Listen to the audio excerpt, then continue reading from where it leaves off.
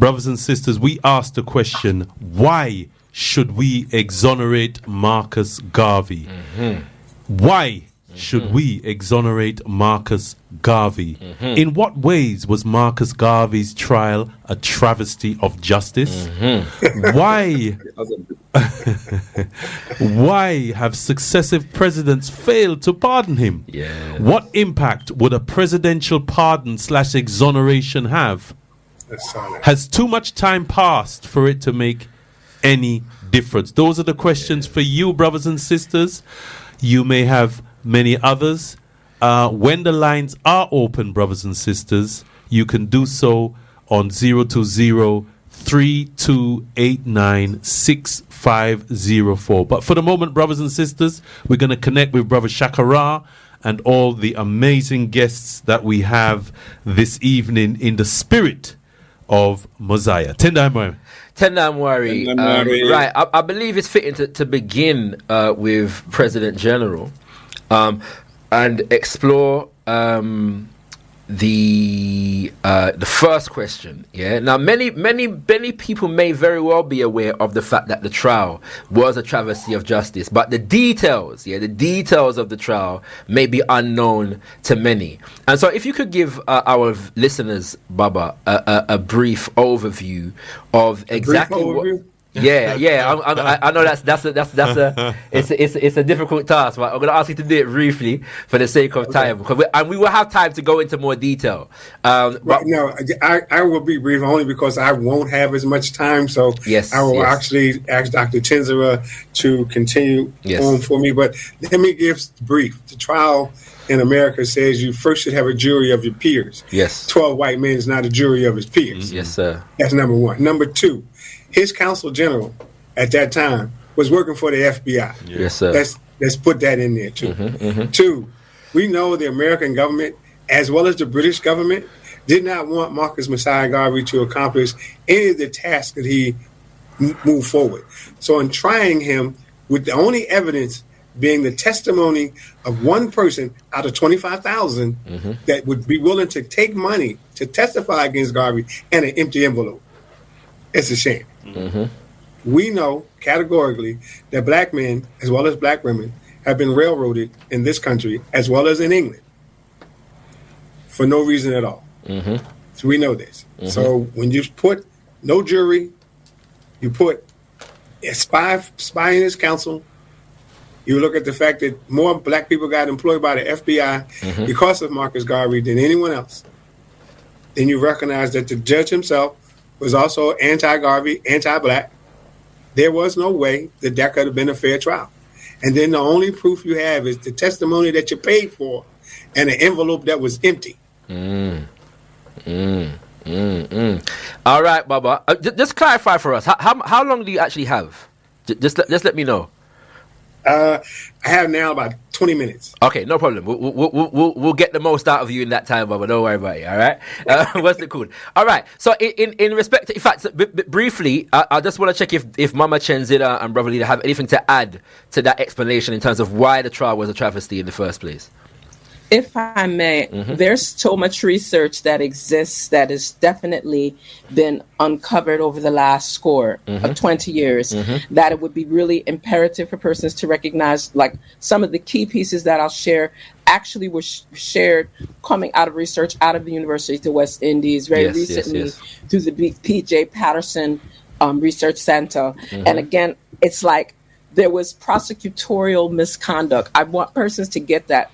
The judge should have recused himself. There's just certain things that, according to the quote unquote tenets of law, even in the U.S., there were things that were violated. The whole context in which the Honorable His Right Excellency Marcus Mosiah Garvey was even investigated, if you want to call it that, was similar to just an outright lynching. It's just that they knew that to physically lynch him, which was their common protocol during those times, that would have created like a serious next level of warfare. So the intention was to just discredit him in terms of his reputation, etc. So just, again, I want to highlight that big words, prosecutorial misconduct. I think persons need to understand that at the very core, the United States government and their legalese violated their own code of conduct, their own code of ethics in attacking the Honorable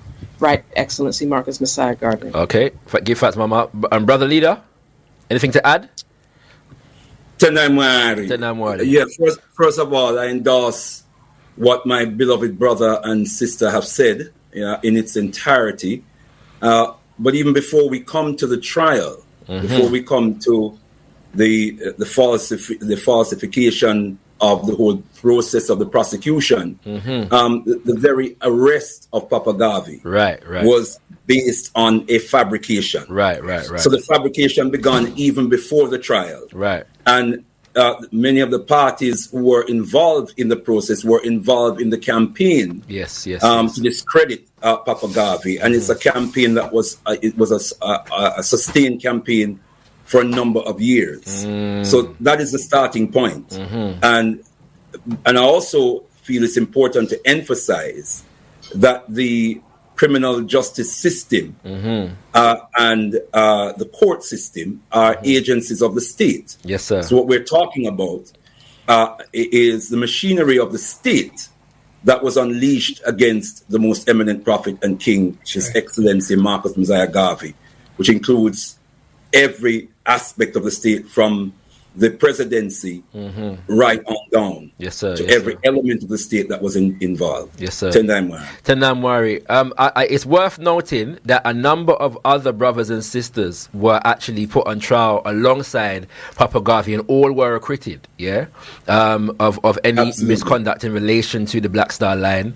And Papa Garvey, and of 13 counts, of potential fraud, they were able to find Papa Garvey guilty, quote unquote, of one count, and that one count was based upon an empty envelope that was said to have been sent to a quote unquote disgruntled shareholder in the Black Star Line, and that is what they used to convict Papa Garvey. And there's more misconduct where that is concerned, in terms of what constituted mail fraud at the time, and whether as Mama Chenzira has said, according to their own law, they acted with due diligence. Another fact actually is that the judge in the case was a known member of the NAACP, which was an organization that was known to have hostility towards the UNIA-ACL in general and Papa Garvey in particular. All right, so that all of these things need to be taken into consideration. Judge Mack is his name, you know what I'm saying? And there's more that could be said on that. But Baba Akili, yes, sir. With your short time that you have with us today, just because this campaign has existed for as long as the sentence, or the conviction of Papa Garvey has existed, and so the question would need to be asked: why, in the year 2022, have we finally come to the realization, as universal African nationalists, that it is our duty to exonerate our leader, teacher, and guide, our prophet, regardless of what the machinations and the institutions of Western imperialism have to say about it? I think that this won't be brief, but part of the answer to that question, to direct the answer to that question, is because we were conscious, and because we understood, and as we were rising and growing, we put a focus on trying to do other things. Right. And we put a focus on trying to take up your mighty race, you can accomplish what you will. We took building the government as the tool, and understanding that was part of Garvey's mission. But we needed to stop for a moment, and we did, to say, wait a minute. We raised Marcus Garvey to the heights that he earned. Right. But we as a people have to clear his name. Right. And then with all of what you read earlier and the attempts to get other people to do it, we didn't stop to realize that they won't do it. And even if they do it, they would attempt to do it probably by saying, we'll give him a pardon. I don't want a pardon. Garvey committed no crime other than the crime of raising African people to a conscious level all over the world. He didn't, it were places that he didn't go himself, but when they read and heard the philosophies and the aspirations and the things that he was attempting to accomplish, they gravitated toward that, and that scared the white man, period. And that fear is what they used to convict him, and then to try to tarnish his name, and then try to tarnish the UNIA itself, trying to tarnish the aspirations of a people to want to build their own government. So in order for us to teach our folks in this age, here is the truth. We have to exonerate Marcus Mosiah Garvey. Mosiah Month, Garvey's birthday, the UNIA-ACL, everything is connected to that image. So now we have to take the responsibility. Again, you can disagree with me on a number of things, but if you're a Garveyite, if you say I believe in what Marcus Mosiah Garvey stood for, if you say I believe we should have an African nation, then it's time for you to stand up. Right. I'm not groveling on my knee. In fact, I can't get on my knees anyway. You and me both, Baba. You and me both. More yoga, Baba. More yoga. Sematawi, you know. See, but it's time. We've waited long enough. We declared the UNIA-ACL RC 2020 as a government. Yes, sir. We've waited long enough to declare our founding President General, the first and only provisional president of the continent of Africa, determined and deemed so by convention in 1920, to blemish with this stench that white people put on him for no reason other than him trying to raise us up. Yes, Baba. So it took us a minute to get here. Yes, Baba. No, 100%.